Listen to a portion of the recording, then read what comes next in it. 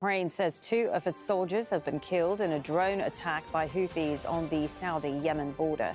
The Houthis haven't acknowledged the attack, but the Saudi Arabian-led coalition says it reserves the right to respond.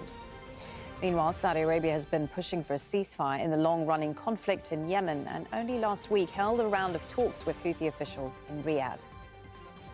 We could clearly tell from the attacks that this is something that the Saudis have been speaking about for a long time. I think this will illustrate what the Saudis have been saying about how problematic many factions of the Houthi rebels can be to obstructing a political solution to a Yemeni situation or the political situation in Yemen. However, I think clear from the statement that while Saudi seems to be eager to react militarily, I think it's not being too hasty to react militarily.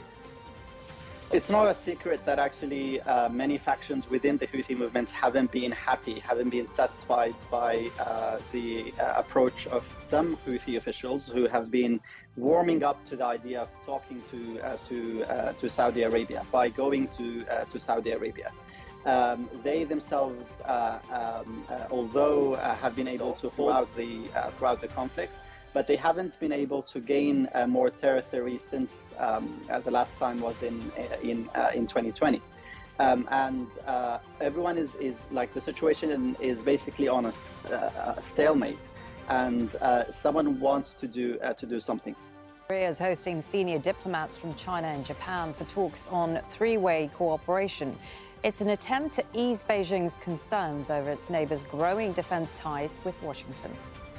A Thai activist, Anon Nampa, has been sentenced to 4 years in prison after he called for royal reform during protests 3 years ago. Thai laws protect the king and his close family from criticism. At least 6 people have died in Guatemala after heavy rains triggered landslides. Rescuers are still searching for at least 15 others.